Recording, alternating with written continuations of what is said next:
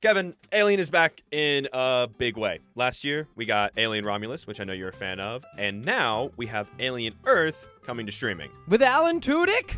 You're thinking of Resident Alien, and that show was canceled. No, I'm talking the big-headed, acid-spitting Aliens, the franchise that now has 7 movies in the main timeline and 2 in the Alien vs. Predator timeline. So, it's safe to say this franchise, despite all of the bad ones, which I think there might be more bad than good at this point, it's still not going anywhere. The last time one of these movies actually progressed the overall plot of this universe was 1986. So, with the sequel, Aliens. Yes. Did you know that when James Cameron pitched the movie Aliens, he walked into a room full of the producers, and on a whiteboard, he wrote the word alien, and then he put a $sign at the end and went, Aliens. He is Weyland-Yutani.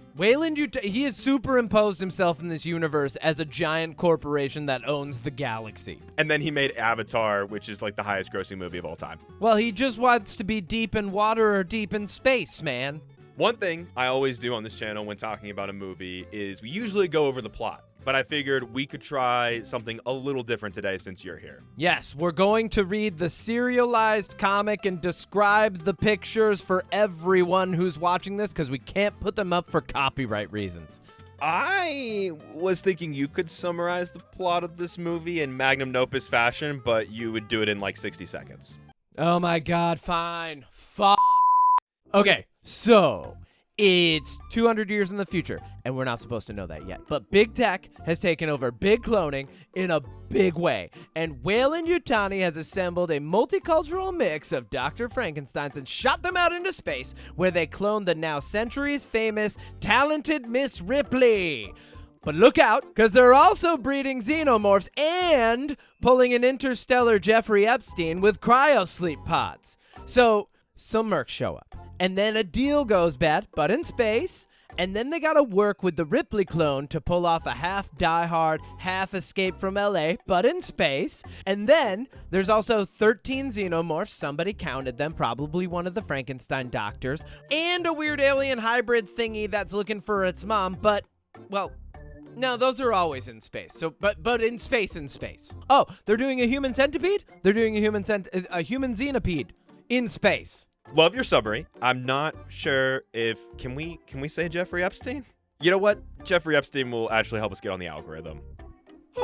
Okay, so we gotta talk how we ended up here in the Alien franchise. Sigourney Weaver wanted to kill the character of Ripley for 2 reasons. 1, she thought that the upcoming Alien vs. Predator crossover sounded awful. She was right. And 2, she didn't want Ripley to become a figure of fun, always waking up with monsters around her. So she's like 1 for 2 because she literally just wakes up with monsters running around her in this movie. If she had a dime for every time she was selectively bred but inherited the genetic memories of a famous alien hunter, she'd have 1 space dime.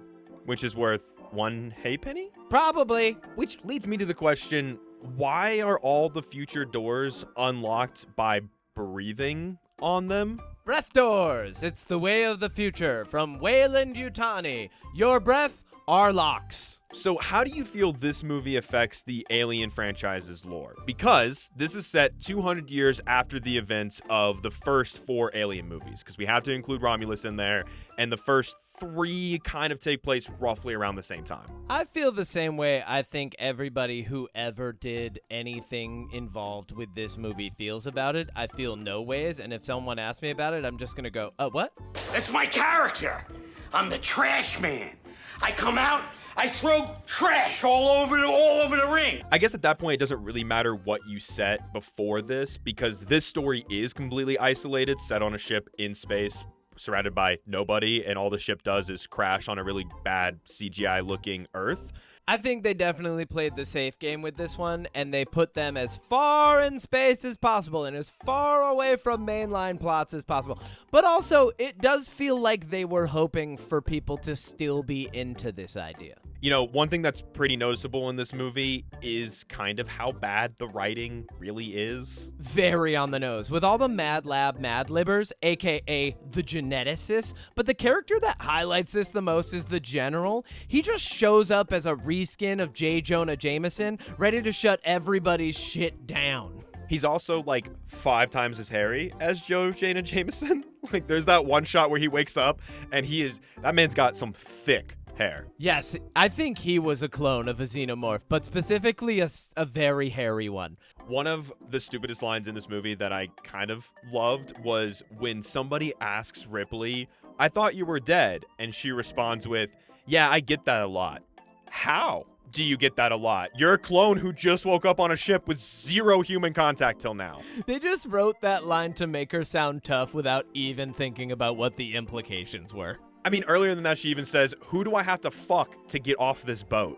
Well, I guess that would be the real villains of the movie, which isn't the hideous alien hybrid thing that gets sucked out of an air hole, or even the giant alien queen that we've seen multiple times, but it's geneticists. Ripley starts the whole shebang with the quote, "My mommy told me there were no monsters, but there are." And then the movie literally cuts immediately to the geneticists. Which is weird, because they say at one point that her memories are passed down, and that seems wrong. That doesn't seem how cloning would work. She's a Buddhist, Odie. Don't be ignorant. I don't know if that still makes sense.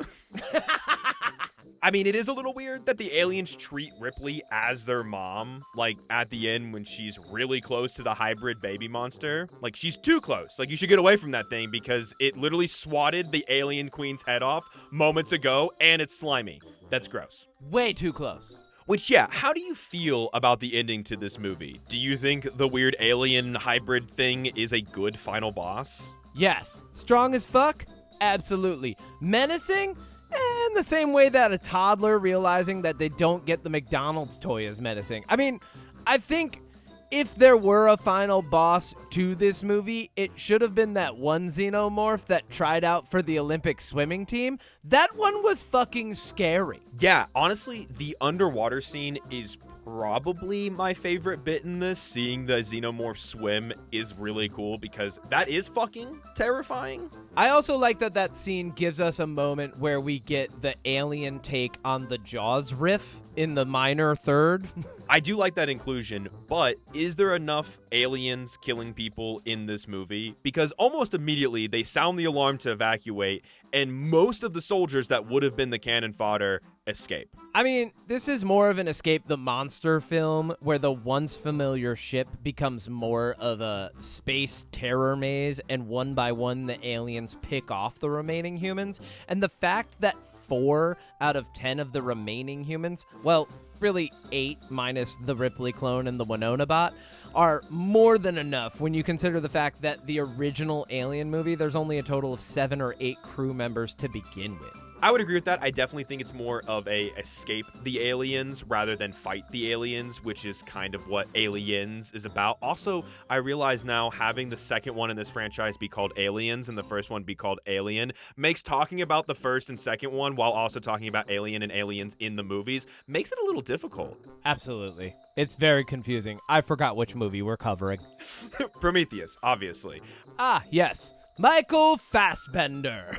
I also think that the whole escape pod sequence that I mentioned is super funny because, for one, an alien jumps in the escape pod with some of the guys, and it's definitely more funny than it is scary. But then, right after the general guy in charge fucking bowls a grenade into the pod just as the door is closing, but actually, the grenade is on a switch that he's holding so he can explode it after it escapes the entire ship. It's definitely pretty zany. Zany is the perfect word when an escape pod explodes on a remote trigger grenade. Kevin, do you like it when a character slowly walks down a hallway and it drags on and on with even a fake jump scare thrown in for the character to die really quickly and in a very boring way?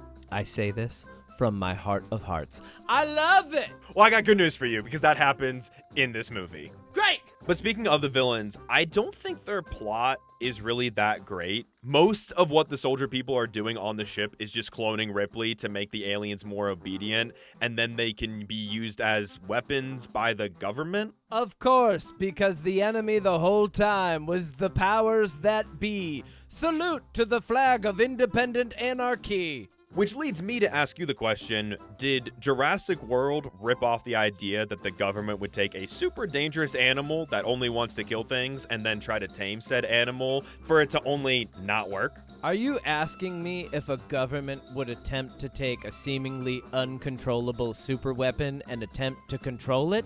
Because the answer is always yes. We also kind of get a moment of Never Take Me Alive because at the end, a guy who has a chest burster just gets superhuman strength from nowhere, tanks like 6 bullets, and then uses the chest burster to kill a guy, which I really liked. Yeah, where does that come from? He doesn't like inject himself with anything. It's just like random last minute of life strength to just like be all of a sudden superhuman. That guy had his space Wheaties that morning. Space Wheaties!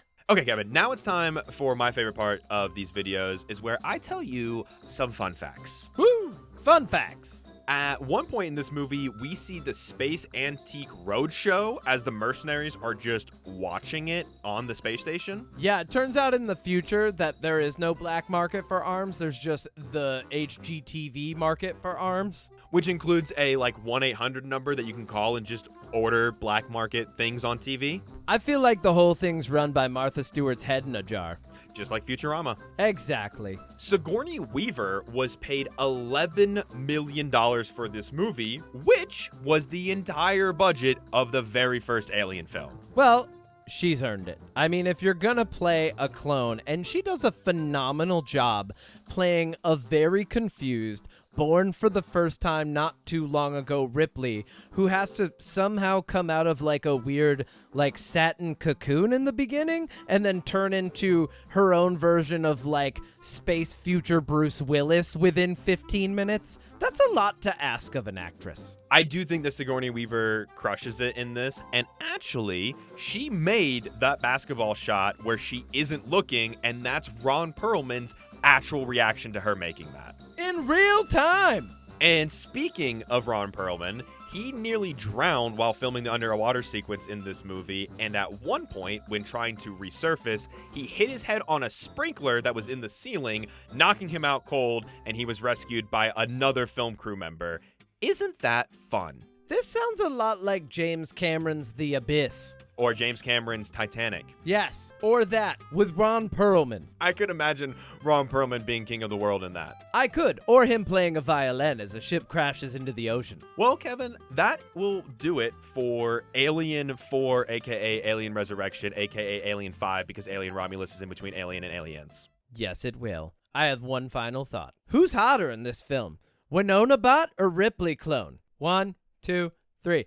Angry Ron Perlman.